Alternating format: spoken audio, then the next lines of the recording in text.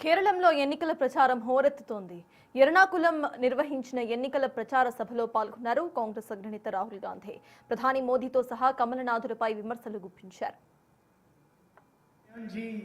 Just said this is not simply a fight between the UDF and the LDF. ഈ തെരഞ്ഞെടുപ്പ് എന്ന് പറയുന്നത് ഐക്യ ജനാധിപത്യ മുന്നണിക്കും ഇടതുപക്ഷ ജനാധിപത്യ മുന്നണിക്കും ഇടയ്ക്കുള്ള ഒരു സാധാരണ മത്സരം പോരാട്ടം മാത്രമല്ല. This is actually a fight between the UDF and a partnership between Narendra Modi and the Chief Minister.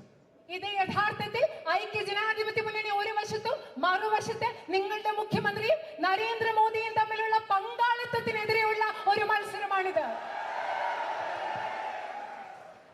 The LDF is Left Democratic Front.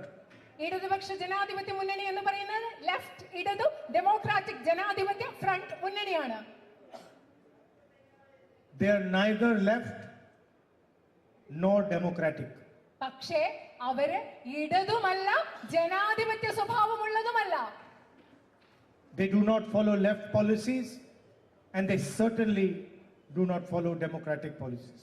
അവരൊരിക്കലും ഇടതുപക്ഷ നയം പിന്തുടരുന്നില്ല. നിശ്ചിതമായി ഞാൻ പറയട്ടെ, അവർ അതുപോലെ ജനാധിപത്യവും പിന്തുടരുന്നവരല്ല. In fact, if you ask any left front worker, they will tell you that the left front is no longer a left party. ഒരർത്ഥത്തിൽ നിങ്ങൾ ഇടതുപക്ഷ ജനാധിപത്യ മുന്നണിയുടെ ഏതെങ്കിലും പ്രവർത്തകരോട് ചോദിച്ചു നോക്കുക, അവർ പറയും ഇടതുപക്ഷ ജനാധിപത്യ മുന്നണി ഇപ്പോൾ ഇടതല്ല എന്ന് തന്നെ അവർ പറയും. For the first time, there are senior leaders from the LDF who are being supported by the UDF. നിങ്ങൾക്കറിയുമോ, ആദ്യമായിട്ടാണ് ഇടതുപക്ഷത്തിൽ മുൻപ് പ്രവർത്തിച്ചിരുന്ന പല മുതിർന്ന നേതാക്കളും ഇന്ന് ഐക്യ ജനാധിപത്യ മുന്നണിയുടെ പിന്തുണയിലാണ് നിൽക്കുന്നത് എന്നുള്ളത് ആദ്യമായിട്ടാണ്. These are not opportunistic people. They are deeply ideological people. ഇവരാരും അവസരവാദപരമായി പ്രവർത്തിക്കുന്ന ആളുകളല്ല. ഇവർ ആഴത്തിൽ പ്രത്യയശാസ്ത്രപരമായ ബോധ്യമുള്ള ആളുകളാണിവർ. And when you ask them, why have you left the LDF? Why are you fighting an election supported by the UDF? The answer is there is nothing known as the LDF.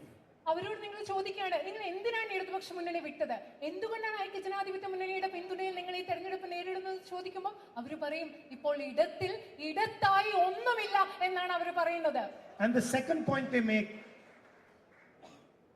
is the worst political force in India is the RSS and the BJP.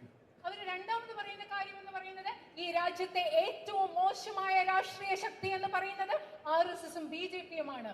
It is a force that attacks minorities, attacks Christians, Muslims, Sikhs across the country.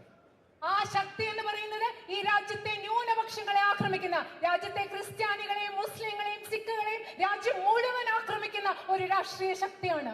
It has created a civil war in Manipur. മണിപ്പൂരിൽ അവർ ഒരു ആഭ്യന്തര യുദ്ധം ഉണ്ടാക്കിയിരിക്കുകയാണ്. Where churches have been systematically targeted. വ്യവസ്ഥാപിതമായി പള്ളികളെ ആക്രമിക്കുന്ന രീതിയിലുള്ള ആക്രമണമാണ് മണിപ്പൂരിൽ നടക്കുന്നത്. It assaults nurses from Kerala when they work in Chhattisgarh. അതുപോലെ തന്നെ കേരളത്തിൽ നിന്ന് ഛത്തീസ്ഗഡിൽ പ്രവർത്തിക്കുന്ന നഴ്സുമാര് അവിടെ ആക്രമിക്കപ്പെട്ടിട്ടുണ്ട്.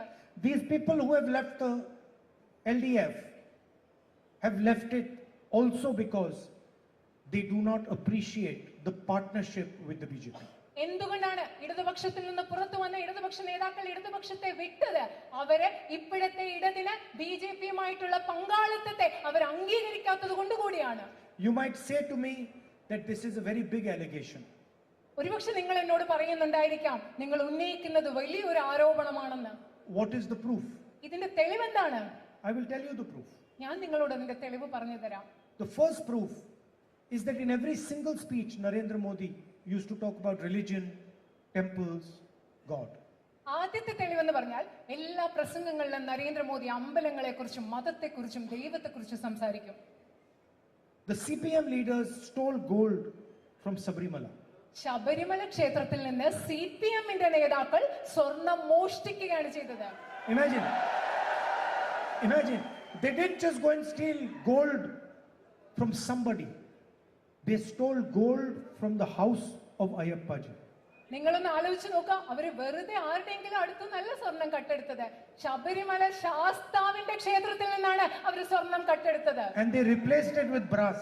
അതില്ല, അത് മാത്രമല്ല, അതിന് പകരം അവിടെ ചെമ്പ് വെക്കുകയും ചെയ്തു. Imagine these people are stealing from a god.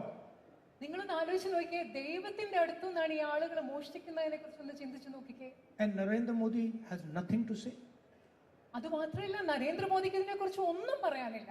In one of his speeches, Narendra Modi hasn't raised this issue. ഏതെങ്കിലും ഒരു തന്റെ പ്രസംഗത്തിൽ ഈ പ്രശ്നത്തെ കുറിച്ച് Narendra Modi സംസാരിച്ചിട്ടുണ്ടോ? In every single speech, he's talking about God, religion. And then when it comes to Sabrimala, when it comes to the left front's actions, he's quiet. എല്ലാ പ്രസംഗങ്ങളും അദ്ദേഹം ദൈവത്തെക്കുറിച്ചും മതത്തെക്കുറിച്ചും ഇങ്ങനെ സംസാരിക്കും. പക്ഷെ ശബരിമലയുടെ കാര്യം വന്നപ്പോ, ഇടതുപക്ഷ മുന്നണിയെ കുറിച്ച് പറയേണ്ട സാഹചര്യം വന്നപ്പോ അദ്ദേഹത്തിന് ഒന്നും പറയാനില്ല. No action is being taken on the people who did this, but he's quiet. ഇത് ചെയ്ത ആളുകൾക്കെതിരെ ഒരു നടപടി എടുത്തിട്ടില്ല. പക്ഷെ നരേന്ദ്രമോദി